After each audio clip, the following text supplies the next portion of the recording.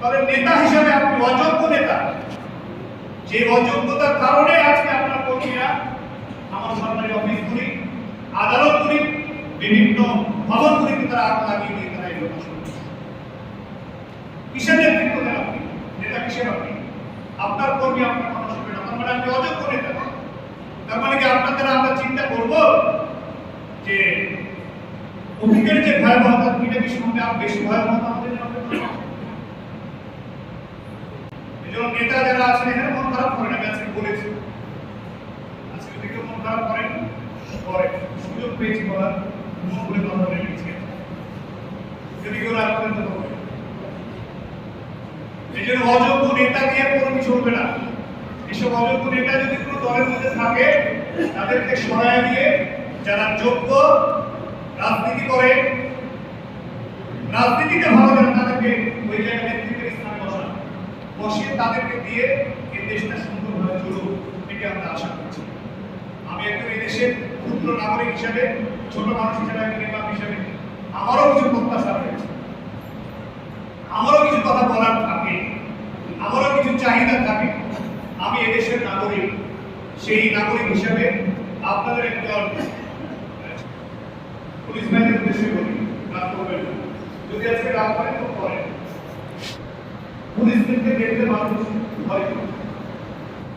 বাংলাদেশের আজকে পুলিশকে ব্যবহার করতে করতে মানুষের শত্রু হয়ে পড়ে।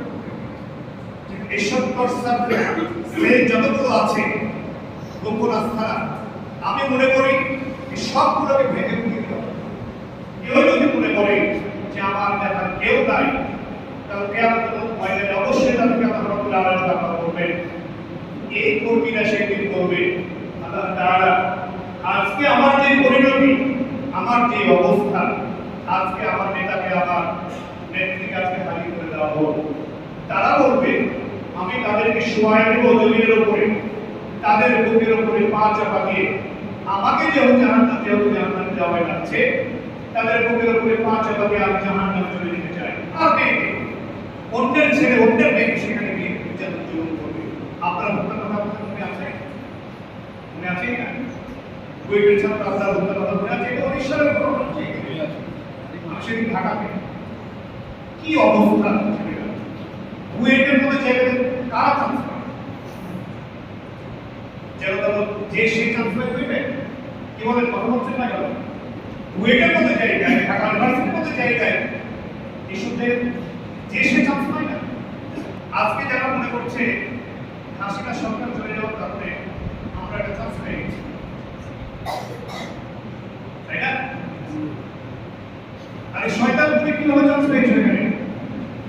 তুমি কি চিন্তা করো এই 17 দিনের আন্দোলনে একজন সরকার যার এত বেশি ক্ষমতা, সে দেশ থেকে বাধ্য হয়, তোমার আবার কিসের এত স্বাধীনতা? এই মানুষের শত্রুতে পরিণত করে দেওয়া হয় এক এক করে ক্ষমতার করে। এই হারুদার নামের যেগুলো আছে, এগুলোকে পুলিশ থেকে করে পরিষ্কার করে নতুন করে পুলিশকে সাজানো দরকার। পুলিশ যাবে, পুলিশ মানুষের সর্বোচ্চ সবচেয়ে আস্থার জায়গা। তারা দুধ খাওয়ার, ঘুষ খাওয়ার যে লোকগুলো আছে, এই সুযোগে ছেড়ে দেন, ছাত্ররা তাদেরকে ছাড়বে না, ছাত্ররা তো খুব সজাগ। যে একটা গ্রুপ তৈরি তারা করেছে, ছাত্রদেরকে আসলে সর্বোচ্চ স্যালুট পাওয়া, তারা হকদার।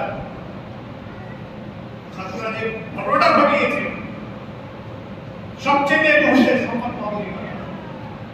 আমি 3 বছর পরিষ্কার পরিচ্ছন্ন মসজিদ আর ইমামের পিছনে নামাজ পড়বো, এখানে লাখ টাকা দিলাম। যে পরিমাণ টাকা এই সময় পাচার হয়ে আছে বিদেশে, সেই টাকা যদি নিয়ে আসা হয়, বাংলাদেশে যে পরিমাণ ঋণ আছে, এটা চেয়ে বেশি পাচার হয়ে আছে। আগে এই তত্ত্বাবধায়ক সরকার ছিল না। দাবির কারণে হোক, প্রয়োজনের খাতিরে হোক, এবছর এবার কিন্তু এই তত্ত্বাবধায়ক আমলে আলহামদুলিল্লাহ আরেক বিন্দু আরেক